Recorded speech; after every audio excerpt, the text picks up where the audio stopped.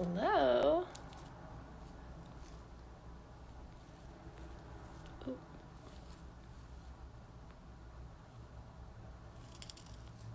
all right. Hello. Hi, guys. How's it going? Lovely to see y'all. We're just getting ready. Hey, Hi, Autumn. How's it going? good. How are you? Pretty good. Cannot complain. It is a beautiful day. It is. It's Yeah, you can hear me okay? yeah. Can hear you okay? Looking Cool. okay? So I've got a little bit of Perfect. an introduction for you, and then I'll let you take it away. Okay. Great. So, hello everybody, and welcome to BMoCA's virtual studio tours. I am Kaya Butcher, the Community Engagement and Media Manager with the Boulder Museum of Contemporary Art. And I want to thank you all so much for being here and joining us. We have a very special tour today with exhibiting artist Autumn T. Thomas. Thomas is an interdisciplinary artist currently working in wood sculpture. Her work challenges the boundaries of visual literacy by transforming wood into soft, twisting forms, mimicking the endurance required to thrive amidst the oppression and marginalization of women of color. Born in 1978, Thomas received her MFA from Book Arts and Printmaking from the University of the Arts, Philadelphia in 2017, and her BFA in Visual Communication from the School of Art Institute of Chicago in 2015. She currently lives and works in Denver. So feel free to ask any questions throughout the entire tour, and we'll address those a little bit closer to the end. But without further ado, I'll let you take it away. All right. Thanks. Thank you for having me. Oh, I'm such a like super pleasure. humbled. Yeah, yeah. And thanks everyone for joining and for like all the support. So I will welcome you into my studio. I'll Yeah. give you kind of like a overview of what's really kind of my space. It's pretty minimal, pretty humble. I'll do a little bit more in a little bit. I'll show you a little bit more in a little bit. But I really just wanted to talk about, I mean, a lot of people ask me how I make my sculptures, but I don't often talk about why, right? And so, we kind of, we have like the overview about like what it feels like to be like a marginalized person. Yeah. But I didn't really go into why I take the steps that I take. So I wanted to go into that a little bit. So I Absolutely. will turn my camera around. And so basically my work starts like this. It starts as just like a straight wooden piece, this piece Mhm. here in the center. Um, and what I do is I take time to make these little tiny marks. You can't really see it here in the camera, but in the centerpiece there are these marks that go along. Um, and so I basically mark where I'm going to cut into the wood, and then this is an example of what it looks like after I cut. So you can kind of see these like pencil marks. You can't see my finger. These pencil marks here. Yeah, And so so you're what it just does kind is, of scoring the wood a little bit, no? well, no, it starts with a pencil, and then I actually cut. So you can see it turns the wood into this straight sculpture, into this like wiggly sculpture. Oh, And so what wow. I do is I have a bandsaw that I use. This is my trusty 9-inch bandsaw. This has been with me since the beginning. Um, or I use like a table saw. It's my table saw. Or if the piece is not big enough for the table saw, but too big for the bandsaw, then I'll use like a circular saw. I have two here. Yeah, Um, all the yeah, tools. and so well, some of the tools I have to kind of minimize myself because you can fall in love with the tools and then learning how to use the tools and then being safe with the tools. I don't want to get so far into having all this stuff. One, because it's expensive, but secondly, I think because the process is so important to me that all I really need is to be able to cut the wood, right? So I don't need anything extravagant or I'd like to have like a bigger bandsaw. That might be nice, but even that's not really necessary. Right. I think what's most important for me is, the being able to kind of sit down and force myself, one, to slow down and make these like repetitive, like super measured marks. It gives me kind of the space to slow myself down, right? Because I mean, I deal with anxiety. I think we all deal with anxiety. Um, but it also kind of it gets my brain and my hand working in a way that allows me to kind of block everything else out and also for me to focus on what's inside, right? So it's this like quiet moment of just marking. It's super repetitive, and then once I get to the cutting part, it's again another super repetitive, almost just like a meditative process. But what it means for me is that once I've made these like calculated marks, I can then go in and cut, and literally I'm cutting away at things that I've just processed, right? So whether it's, a conversation that I had with someone that was offensive, or, it's really just a way to kind of remind myself that even though I've gone through all these things, I'm making these cuts, and it doesn't affect me in the way that I think it does, right? So it doesn't break me. It just turns me into this like solid structure, Mm-hmm. from the solid structure into this, malleable form. So it Um, doesn't break, it only makes you more fluid almost. exactly. Yeah. Exactly. Yeah. So once I get to this point, it's like I come out of meditative state, and so I get to go from this like very structured, this way of marking the wood that I've practiced over and over and over again, right? And so there's a formula to it, Mm-hmm. to then releasing that, and then allowing the wood to bend in ways that feel natural. It's like I kind of reshape myself every single time, right? So some of them are curvy, like this one. Mm-hmm. Some of them are larger. This one, obviously a larger piece that was showing at our Vada Center, right? So multiple large pieces. And so it's kind of, it's a process. The process for me just allows me to, one, step back, be quiet, allow my brain to kind of process all the things. And then once I've processed, then I can basically release all the things, right? So I've made all the cuts, and it's kind of a form of, I mean, you've heard of people that like they cut themselves as a form of release, Mm-hmm. right? It's very, very similar, in a way that I can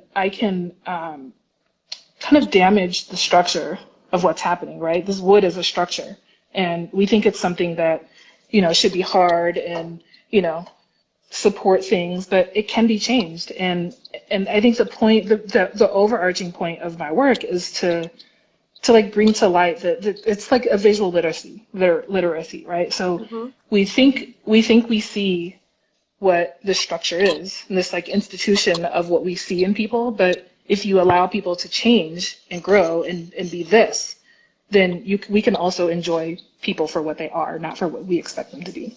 Right. I mean, that's fantastic. Yeah. You're definitely transforming these very rigid materials, the wood and the metal, and creating something so soft and almost supple. And so Mhm. just, I think, showing the strength and perhaps the vulnerability and the tenacity of the human spirit. It could be in Mhm. this like very stiff environment that you're placed into, but in reality, once you're morphed and changed a little bit, you become a little bit more fluid and maybe more yourself.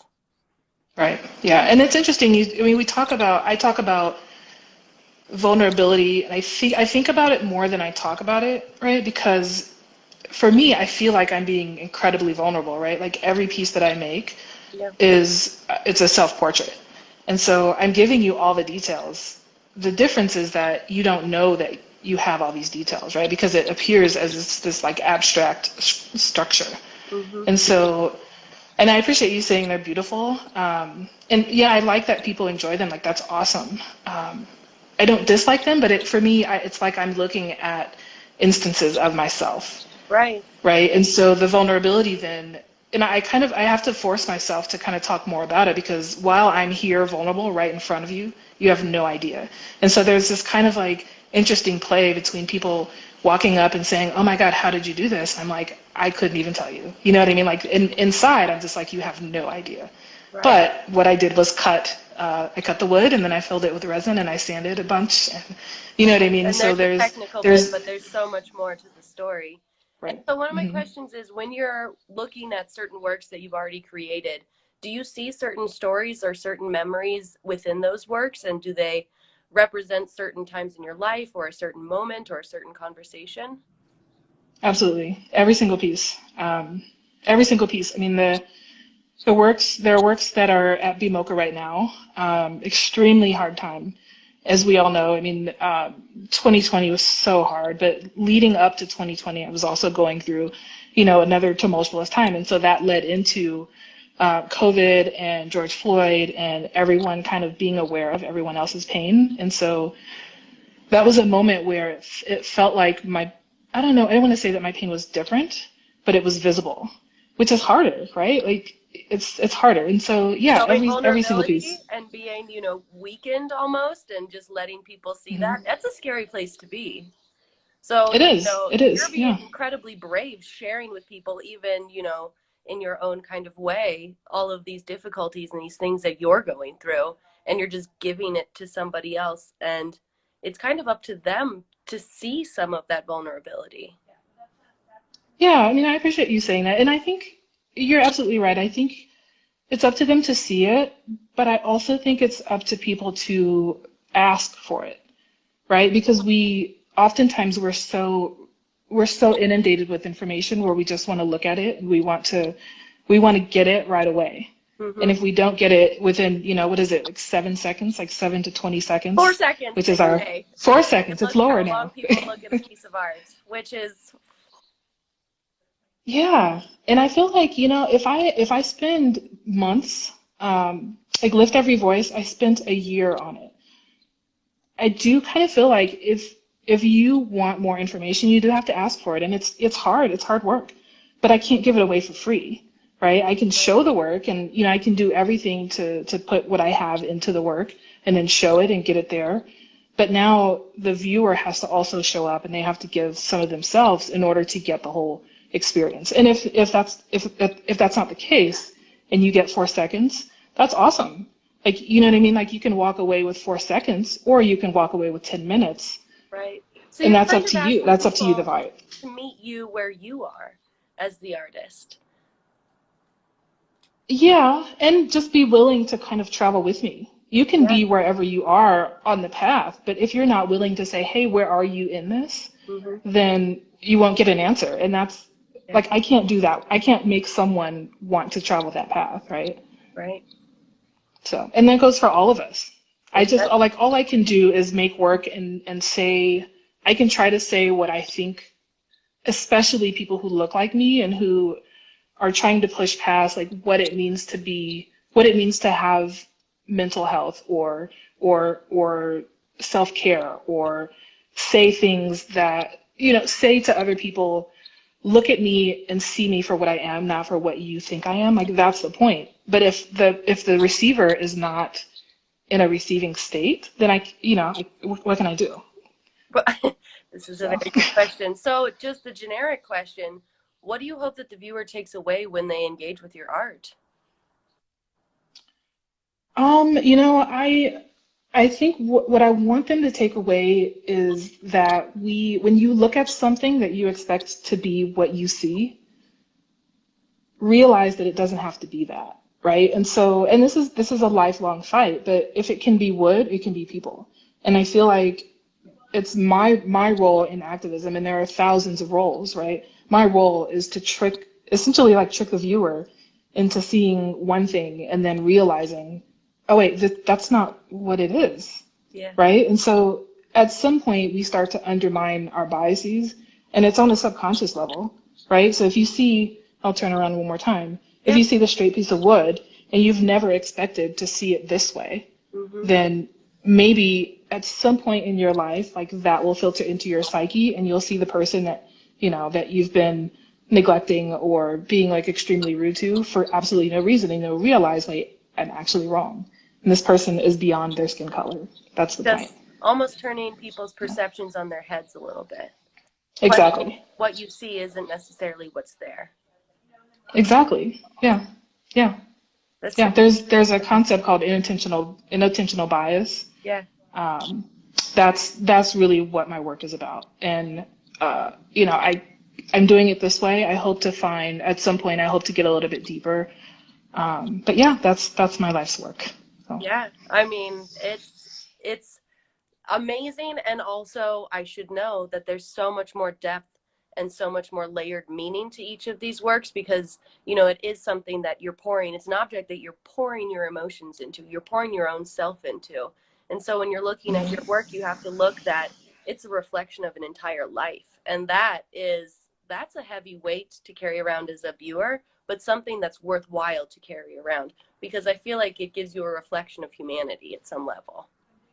Yeah. I agree. So I'm Yeah. curious, talk about your experience being a part of From This Day Forward and what that exhibition feels like to you and getting ready for that.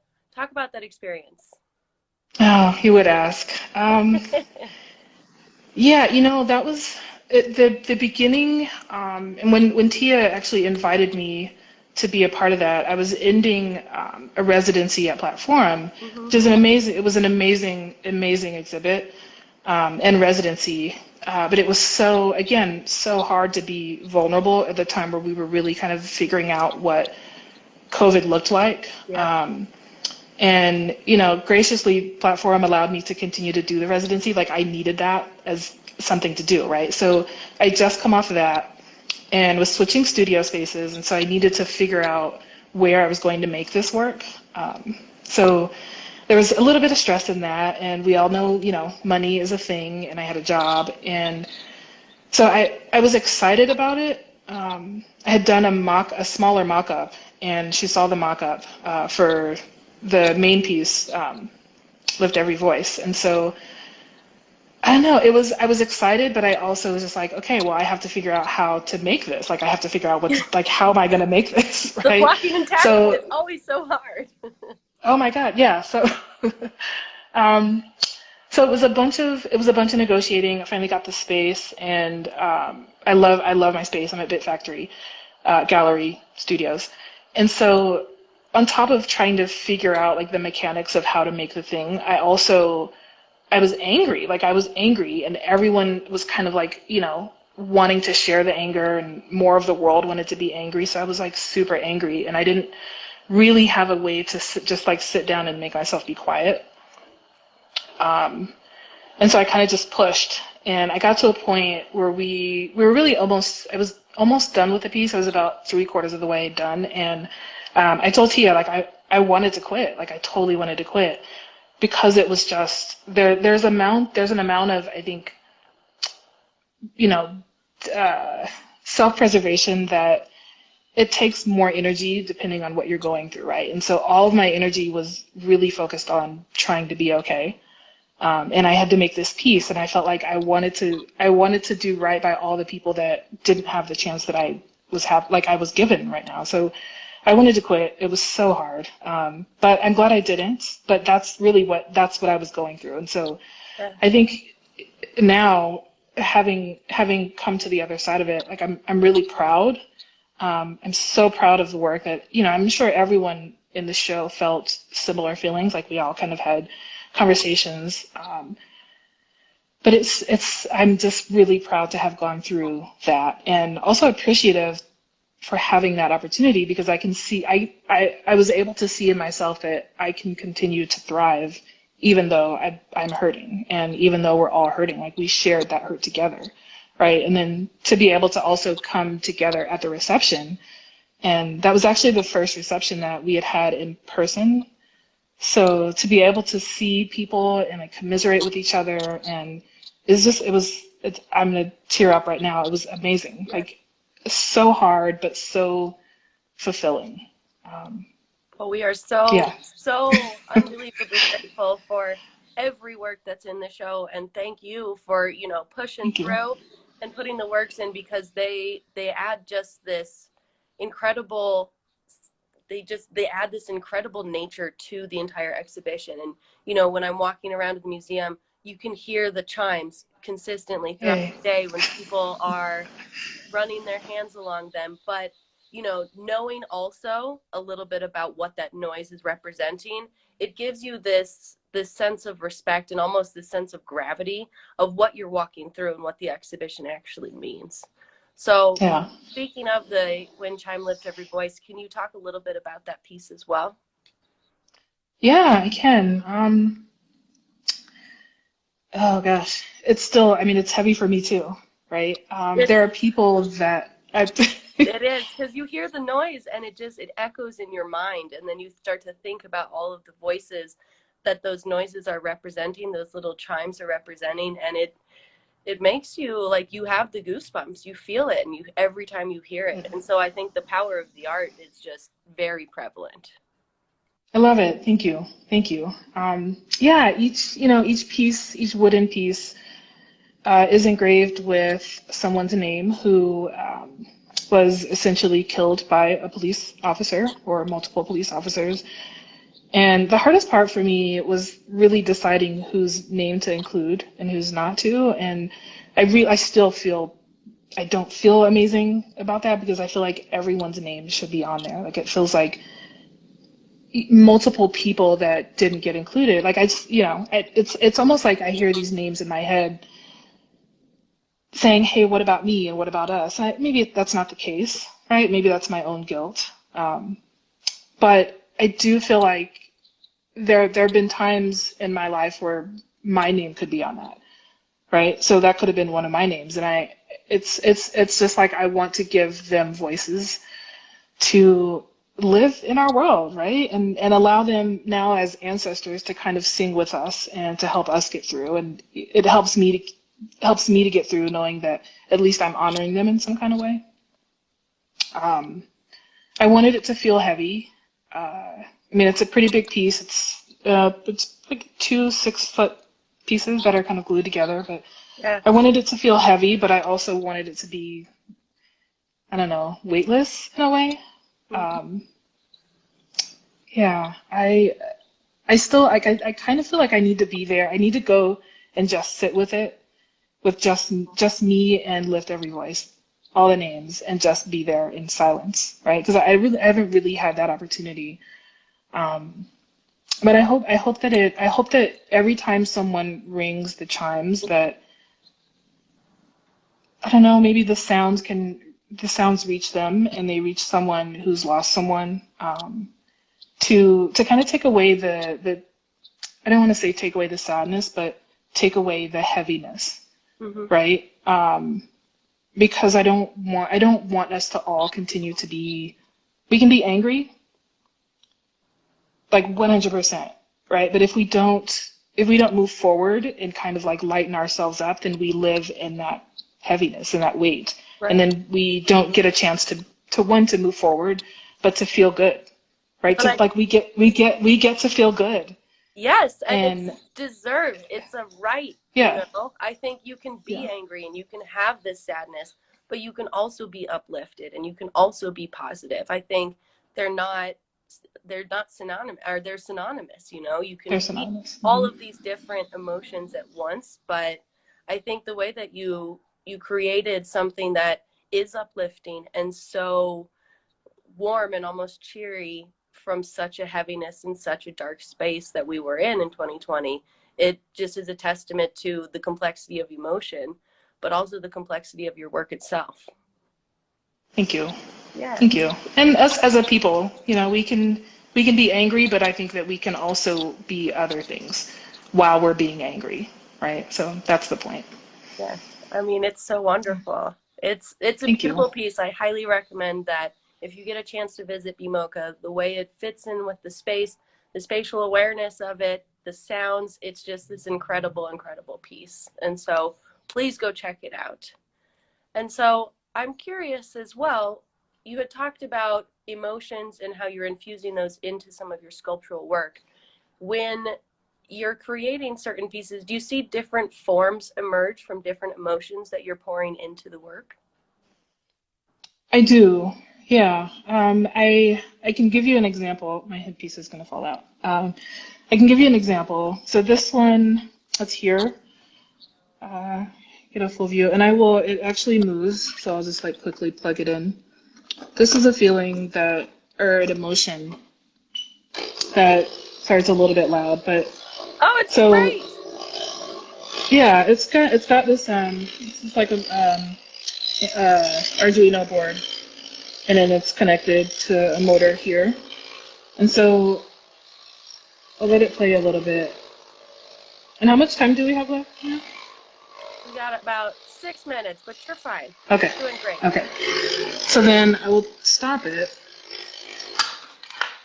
And what happens is the top piece kind of continues to move based on the momentum. but the straightness of the piece, and by straightness I mean just like one curve as opposed to multiple curves like that one. Mm-hmm. This one I created in a time where again, pre 2020, I was going through a lot of things with my mom and feeling like, oh my God, like I'm a single child and it's just me and my mom, right? So we weren't getting along, and I felt like I wanted her support, but I didn't have it the way that I wanted it. Yeah. So this form, I created this as a way to say like the bottom piece that spins is the piece that I want to spin, but it's how do I say it? I wanted this like circular structure, this like cyclical mother relationship. Mm-hmm. But it would stop, like it stopped in ways that I didn't want it to. And so the top piece then was me kind of revolving around it, but I continued my momentum, Yeah. even though that support had stopped moving, right? So then the difference with this piece, this one was super curvy and like had a ton of just like way more different fluidity in it. Mm-hmm. This one was in response to essentially it was about Sojourner Truth and researching her show or researching her history. And so she was a lot. She for me at that time felt like the moves that she made were more fluid, and she felt like I don't know. I guess at the time I felt like she had done so many things that subverted like the things that she had gone through, where when I made this particular piece I didn't feel like I was subverting. I felt like I was responding, Yeah. right? So that makes sense. Yeah. So to answer your question, yes. And then this piece is again different kind of curvature. This is called I forget the title of this, but I was researching Octavia Butler, and I was trying to really just grow and figure out how to grow out of what I was in, right? So to answer your question, yes. Yeah. And we have a question from one of our audience members, Miss Ella Maria Sure. Ray. And so she asks, how do you select the word that you work with? Hi, Ella Maria. Thanks for the question. I only work with Padak and Wenge right now. I selected those woods, one because they're the Padak, that's this one. Mm-hmm. This is how it looks when it's not sanded, and then this is how it looks when it's like nice and pretty and like finished. Yeah. Um, but it is a wood that they use in Senegal. And they use it, in life, so not necessarily for artwork, but a lot of my work in like the last probably 3 years has been research because I want to go to Senegal. And so it's a beautiful wood. It's a hardwood.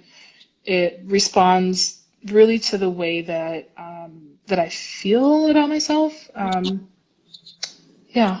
I don't have like a technical answer other than it's an African hardwood. It's in Senegal. There's lots about Senegal that I love. I'm absolutely in love with.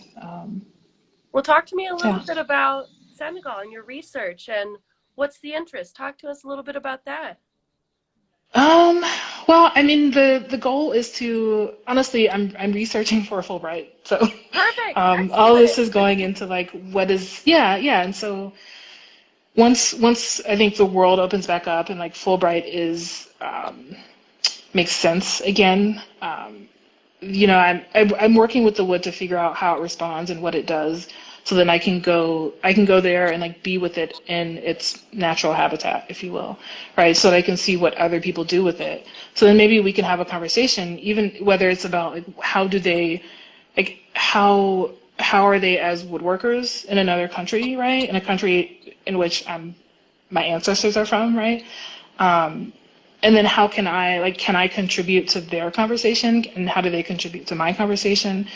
I do think about sustainability, and I feel ways about using wood that I've bought from a store, right? So I want to develop that part of my process, or that part of my practice, a little bit more.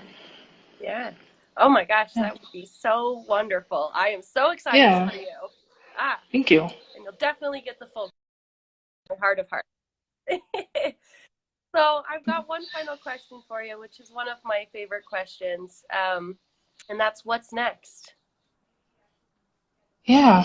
A little bit of a downtime. I have a show that I'm getting ready for in June, Bit Factory Gallery. Um, and that's what I have right now. I do still have work in the Arvada Center. Are you frozen still, or Nope, my was frozen I still? frozen? No? Okay, good. No, you're good. Um, right now I have some work in the Arvada Center, Yeah. the woodwork show, which is, if you haven't been able to check that out, there's some really like I'm humbled to be in a show with other woodworkers. Like it's amazing. That comes down April 23rd, I Hmm. think, or 25th, and then yeah, a show in June. So right now I'm kind of calling it relaxing, sleeping a little bit more, not a ton, but yeah, that's what I have next. I think we're doing an artist talk April 22nd, Yes, right? we are indeed. With BMoCA. So all the Yeah. artists, super excited about this too. So we'll be doing an artist talk. Yes, it's going to be super Yeah, wonderful. I'm very excited for the artist talk because, yeah, working with and interviewing a lot of the artists from the show, it is incredible the amount of depth and layers to all of the artwork within the show. So I think it'll be a really illuminating artist talk. yeah. Me Yeah. too. Well, thank Yeah, you so much, Autumn, and thank you all so much for joining us today. That is all the time we have, but really, thank you so much for being vulnerable and sharing the intentions behind your work and opening up your space and time for us. It's such a treasure, and thank you so much. yeah. Thank you so much for having me. Thank you to all the artists who I'm showing with, Kaya, BMoCA, and Tia. Thank you. Like it means a ton. So thank you. It's well, the it's definitely shared the sentiment. So thank you, and thank Okay. you all so much for joining us. Have a wonderful rest of Thank you, your day. everybody. Bye. Bye.